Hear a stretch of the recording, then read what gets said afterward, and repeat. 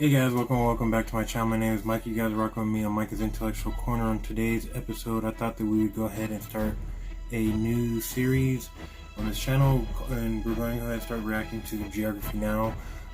What better one to start with than Germany? I wanted to do this one for a while now because I actually visited there. Whenever I deployed to Europe, I was there for I think 4 months. So I got to experience quite a little bit from there. But without further ado though, I'm actually pretty excited about this. Let's go ahead and just get right to it. All right. Lederhosen, Schnitzel beer, Bratwurst order, bread and beer, complicated history beer, no humor, EDM, and gummy bears that will kind of give you diarrhea, but it's worth it. Ugh, those are such horrible stereotypes that every German is so sick and tired of hearing. One gummy bear? And it's funny too, because I'm not gonna lie, I don't think I remember seeing one Lederhosen the entire 4 months I was there. So It's time to learn geography. No! Hey everyone, I'm your host Barbie. So we've conquered Belgium's castle, jumped through Denmark's lagoon, danced through France's forest, and now we've made it to the final boss of the EU, Kingpin Germany. Level 1, begin. Ah, you know why I'm smiling. Yep, Germany has a lot of territorial anomalies. We'll get into that in a little bit, but first, Germany is located in central Western Europe, bordered by 9 other countries. Don't forget little Luxembourg, with small coasts on the North and Baltic Seas, which they own about 50 small islands. Now, Germany, like the US, is a federal republic which has 16 smaller states, or Bundesländer, each with its own constitution, 3 of which are cities, the capital Berlin, Hamburg, and Bremen, which is actually kind of like 2 cities, including Bremerhaven on the coast, but they kind of act like one entity. Fun side note, Lower Saxony is actually geographically situated further north than regular Saxony. Now let's jump into the fun stuff. Now we already discussed the Jungholz Quadrupoint and the Vennbahn railway enclaves with Belgium and Austria. However, there's a few more. The entire town of Bussingen am Hochrhein is surrounded by Switzerland, whereas part of the Konstanz is cut off by the Rhine River and surrounded by Switzerland. However, immediately across the river, a small patch of empty land on the German side actually belongs to Switzerland. Finally, they split the island of Usedom with Poland in the north. Germany's And I think a lot of different countries do that too, if I'm not mistaken. Those little enclaves and stuff. Because I know, I think out in India with Pakistan stuff or Bangladesh, one of the two, they have a crazy amounts, hundreds of different ones scattered throughout both the countries do. But yeah, definitely pretty crazy.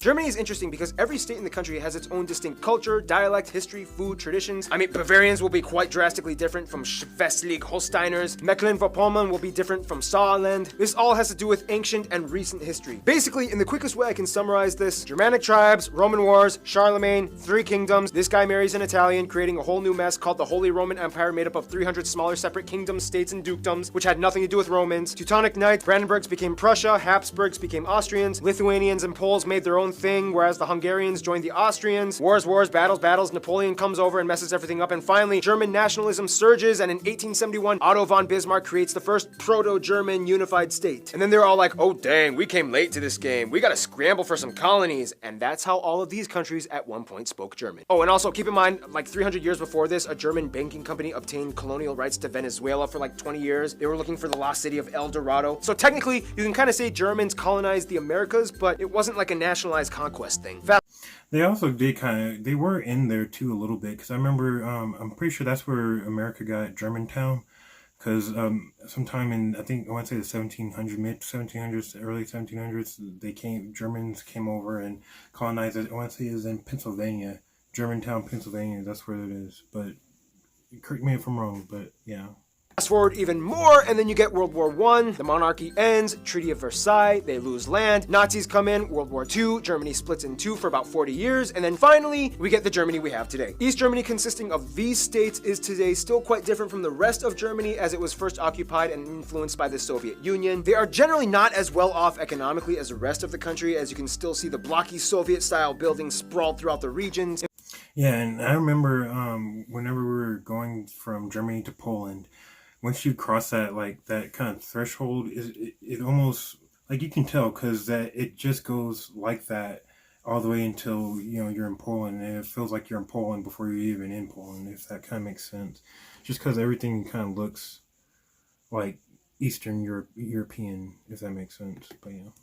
fact, the city of Berlin was split in half, and the west side was actually an enclave of West Germany only accessible by train and highway. You can even see from a satellite image the divide. East Berlin still uses the yellowish tinted sulfur vapor light bulbs, whereas the west still uses fluorescent and mercury arc white tinted light bulbs. Now the funny thing is, although Berlin is the largest city in Germany, the busiest airports are actually Frankfurt, Munich, Dusseldorf, with Berlin Tegel ranking at number 4. Otherwise, some top notable landmarks and spots would be the Brandenburg Gate, the Valhalla, Cologne Cathedral, the Ulminster Church, the tallest in the world, the Berlin Victory Column, and hundreds of castles all over, the most notable one probably being Neuschwanstein, the concept behind Disney's Cinderella Castle. Germany also has over 400 zoos, more than any other country in the world. And of course, everybody knows about the Autobahn, the highway system in which if you see this sign, it means there's no speed limit. Yeah, I remember whenever I came back to the United States for some R&R for like 2 weeks, my sergeant drove me on there to go into Munich to go to the airport there. I just remember we were going like 130 miles, or I think it was like 205 kilometers or something like that. We were freaking hauling. It was actually really fun, I'm not gonna lie. But yeah, probably wouldn't want me to tell that though. It's like that for a huge portion of the roadway. And no wonder, considering how vast and wide those cultivated countrysides can get. Time for level 2. Okay, think of it this way. In Germany, the more down you go, the more up you move. Basically, Germany lies on the Atlantic shelf in the north that starts with the mudflats in the North Sea. Seriously, this island right here is accessible only for a few hours by foot until the tide comes and floods everything. Then everything just kind of creeps up into the Alps in the south by Bavaria and Baden-Württemberg, with the highest mountain, Zugspitze, located right along the border with Austria. Kind of like France, Germany is filled with a vast irrigating network of rivers like the Spree, Elbe, Weser, Rhine, and of course, the mighty Danube that starts here. About a third of the land is arable and another third is woodland, and after a millennia of civilization, Germans have cultivated the crap out of their country. Most agriculture, of course, happens in the North Flat Plains and the central regions of the country, which is, by the way, kind of like Europe's Tornado Alley. Due to its position sandwiched between the Arctic blasts of Scandinavia and the moist, warm jet streams of the Mediterranean below, Germany can be an atmospheric war zone in the summer. I didn't even know that, to be honest with you, because I think I was there in the summer, and maybe, no, never mind. I was there in the springtime, because I just remember there's a lot of pollen. Oh my gosh, the pollen was ridiculous. It was literally piling up in the streets, and my eyes looked like they were turning into rubber. My freaking sinuses were acting up so bad. But yeah, I definitely remember that. That's crazy though. You just never hear about tornadoes in Germany though. There are more tornadoes on average in Germany than any other country in Europe. Speaking of flat farmland, Germany is the world's largest rye and hop producer. Germans abso-freaking-lutely love their bread. There are over 300 different kinds of bread in the country, more types than any other country in the world, and almost every meal incorporates some kind of slice or small bun or Brötchen of bread. Hast du gluten-free? Nein! Germans are heavy meat eaters, specifically in pork. They basically know every possible way to cook a pig. Over 50 different types of sausage exist alongside schnitzels, rouladen, sauerbraten, Schweinsachse, and at a big party you might find Spanferkel. Beer reigns supreme all over as the third largest consumers of beer after the Czech Republic, even their president has no problem with public intoxication, and Austria. Germany is world-renowned for their beer, which by the way follows the Reinheitsgebot rule in which they are only allowed to use water, hops, malt, and sometimes yeast. Nonetheless, about 1,300 breweries exist, pumping out over 5,000 brands. The oldest continuously existing brewery in the world, started by Benedictine monks in 1040 AD, can be found here.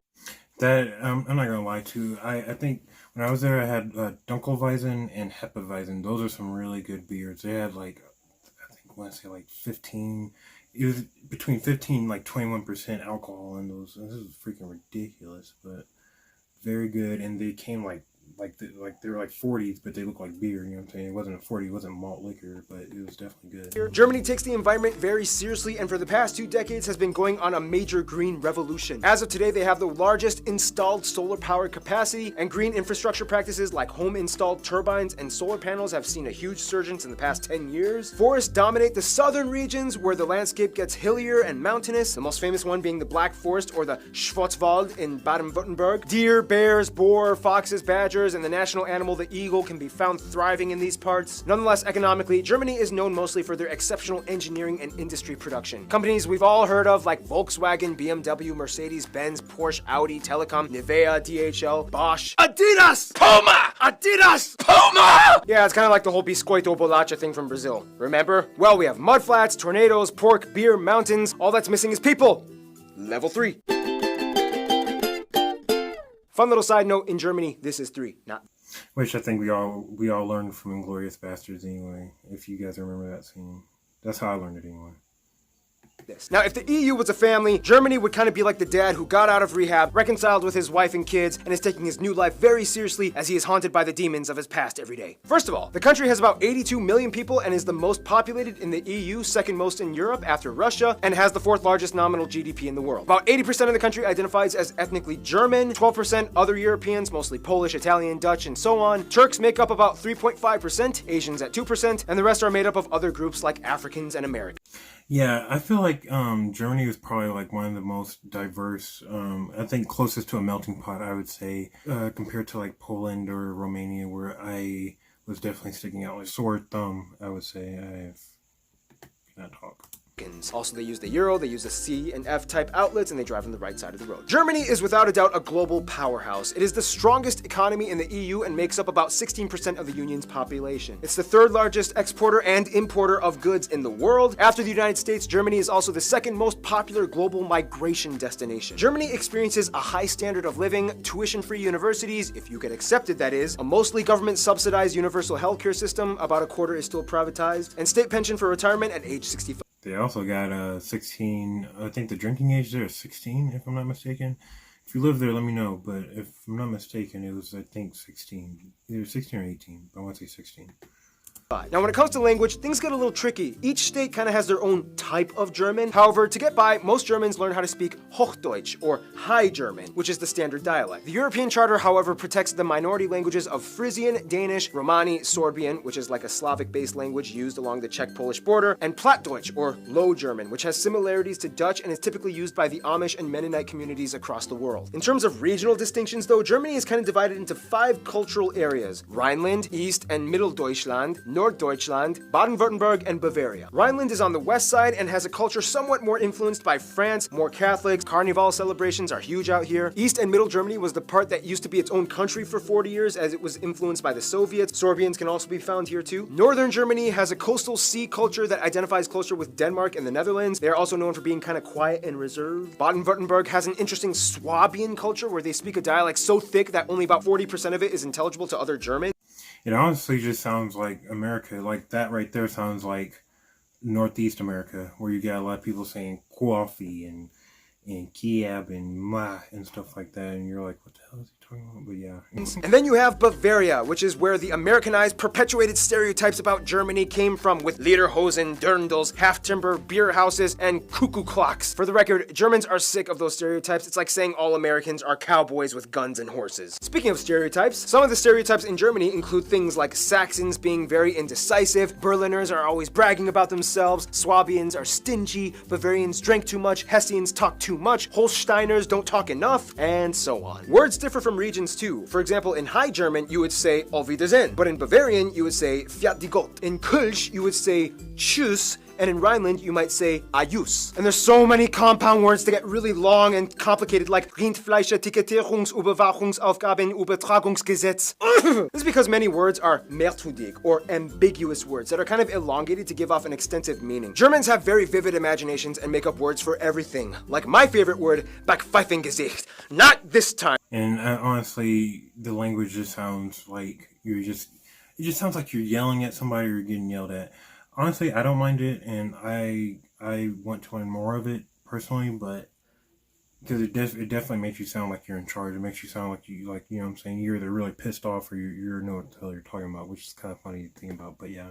By the way, for the record, this letter makes a double S sound. However, spelling reformers have tried to decrease the usage of this letter in recent years, which has led to some protests. Germans also love dubbing everything from foreign media into German. Some like this, some don't, but either way, it's here to stay. About 60% of the country identifies, at least nominally, as Christians, split between Protestants and Catholics. Germany was even the birthplace of the Protestant Reformation, split from the Catholic Church by Martin Luther. Otherwise, the rest are mostly agnostic or irreligious, with a noticeable community of Muslims, mostly from the huge Turkish and Middle Eastern communities, at about 5%, as well as a few Jews, Buddhists, and Hindus rounding up the remainder 1%. To kind of get a feel of what it's like to be German, you kind of have to understand where they've come from. After World War II, they kind of had a lot of work to do. However, it wasn't until the mid-50s and early 60s that the Wirtschaftswunder, or economic wonder, happened, to which almost everybody got to work. Basically, this guy envisioned and implemented a social market economy.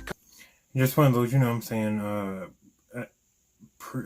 post World War II economic booms that honestly a lot of countries saw. You know what I'm saying? And obviously they weren't all linked in, but you know what I'm saying, Japan, Germany, they all were able to see this type of economic boom, essentially. Combined with free market capitalism alongside socialist policies that established fair competition in a welfare state. GDP increased by 80%, investments by 120%, labor forces were utilized to the maximum, things started to get better. In Germany, all children are corralled into general public schools until age 10, when they are given the option to enroll in 3 different types of middle schools. Gymnasium, geared towards focusing on higher linguistic, mathematic, and science fields for universities. Realschule, a middle ground type of school, and Hauptschule, a school that is geared towards helping kids that seem to show promise in specific vocation or trades. Germany also has the largest music market in the EU and the 3rd in the world after the US and Japan. They love preserving their heritage and culture through music and art. In fact, there are around 130 national orchestras, mostly supported by public money, and artists get a 50% reduction in health insurance through a special type of offer in the legal system. They really should keep that high, because I mean, you guys have people like Beethoven and Brahms and stuff, like people like that who came from such a high, respected musical background. You can't just give that up, System. One thing that still kind of supposedly maintains itself in Germany is the mindset of Vergangenheitsbewältigung. Totally butchered that, which kind of translates to a lingering sense of guilt from the past. Germans have reportedly some of the lowest levels of national pride, and unless if you're at a soccer game, chances are you will almost never see anyone holding a German flag or waving it in any kind of patriotic setting. It's weird, but it's kind of how things are. You monster! They've made great strides to move on from the past. Nazi flags and Mein Kampf are incredibly illegal items to own in Germany, and they even have a rule, the Volksverhetzung, which basically says you cannot talk trash by denying the past atrocities. Some people say this infringes on free speech, others say it's good because it solidifies truth.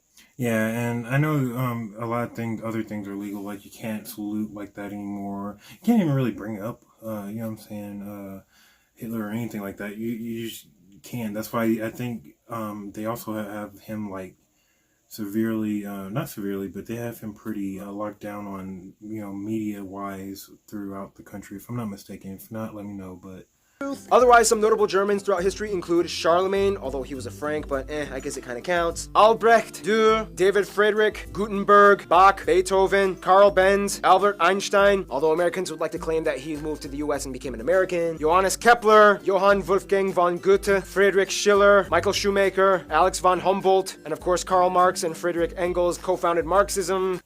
You also have to remember, though, too, a lot of historical figures, royalty figures throughout Europe were from Germany. And I mean, you have Catherine the Great, who was born in Germany, if I'm not mistaken. You also have King Edward III, if I'm not King George III, my fault. King George III, who's king during the American Revolution, he was even born in Germany, if I'm not mistaken. So you actually have a lot of different famous people from Germany, even though obviously they moved to different other places and, take on that nationality. But in reality, they were born in Germany. It's kind of crazy to think about, though. One thing Germans do best would have to be diplomacy. To this day, the German passport holds the most visa-free nations out of any other country in the world, just beating Sweden. Therefore, you can kind of conclude that Germany kind of knows how to relate to people. Let's find out how in the final round, level 4. Germany knows how to make friends. They have over 220 diplomatic missions abroad and over 350 honorary consuls and have an incredibly high position of authority in the EU. Their closest African friend would probably be Namibia. As a former German colony way back in the 19th century, Namibia held on relations, and to this day, German is still a recognized language in Namibia. Germans have been supporting and sharing ties both economically and ideologically for over a century. India and South Korea are really close friends in Asia. India supported both East and West Germany during the Cold War, and after reunification, they were like, woohoo! Even better! And Germany is to South Korea what Japan is to France. They love to piggyback off of each other's ideas and cultures, especially in the automotive industry. Many South Koreans were sent to Germany after the Korean War to work abroad and study, and Germans have been growing in fascination with visiting South Korea. The US is probably the closest ally outside of the EU. About 30% of Americans claim German heritage, and after World War II, the Marshall Plan allowed the US to give post-war aid to Germany, which helped kickstart the economic recovery. Yeah, I mean, I think, I want to say in the beginning of the country's, not founding, but, turn of the century, I want to say, 1900, at least, a good probably even more than 30%. I want to say probably like 40% to 50% were German, and the rest were like Anglo-Saxon, Irish, African American, stuff like that. Is, you know what I'm saying? But they actually make up a pretty big, if I'm not mistaken, pretty big population or heritage population in America, if I'm not mistaken. Germany was a key figure in the formation of the State of Israel after World War II, which after the Holocaust left an obligation to invest in the building up of a Jewish community. Turkey is probably the closest Middle Eastern ally, as the Turks make up the largest Asian demographic in Germany, although many of them may or may not also identify as Kurds. But since Kurds don't have a state of their own, they usually go under Turkish passports when immigrating and are documented as such. Their best friends, however, would probably be literally all their neighbors. The thing is, Germany is kind of like Bosnia and Herzegovina, in which by default they kind of get friends based off of the regional alliances. Bavarians get along with Austrians, Baden-Württembergs get along with Switzerland, East Germany has good relations with the Slavic countries, the Rhine states love Belgium, Luxembourg, and France, and the north side loves the Netherlands and Denmark. France, though, is kind of like the trophy wife of Germany, as the two have had an angry start but then eventually fell in love and worked together beautifully. France is like the beautiful, flashy spokesperson for the EU that stands in the spotlight as Germany stands in the background, managing all the money and logistical work. In conclusion, although Germanic peoples have existed for thousands of years, an actual unified German state didn't appear until kind of recently. Yeah, which is kind of crazy to think about, because if you really think about it, America, the country America, or America as a country is older than Germany as a country, because Germany was founded, as the Empire of Germany, I think was founded like 1871, 73, something like that. And obviously we were back in 1777, so we're almost, a whole 100 years older than the German country. It's kind of crazy to think about. And the brief time that they've been around, they've kind of gone through some of the most intense, world-revolutionizing historical events possibly imagined. Yet, they've come out working hard and building their way up to become a world superpower. You gotta give it to them. There's something about the Germans. And with that, final boss level complete. Stay tuned. Another African state Germany has ties to, Ghana, is coming up next. Alright guys, we'll go ahead and end it right there. So yeah, like I said, I was really happy to do this one. I love Germany, and I cannot wait to, honestly, I can't wait. I already told my wife I would love to take a, maybe whenever the kids are grown up, or at least get older, we can take the freaking, take like $1,000 and just go out to Romania and then go travel the entire European, you know what I'm saying, and just be fine. I don't know if $500 would be enough to do anything in Germany, because they run off the euro, but that's like way more expensive than what we have. But I know out in like say Poland or something, I could live like a year off $500. But with that being said, though, thank you guys again for joining me on Micah's Intellectual Corner. I'll see you guys on my next episode. Peace.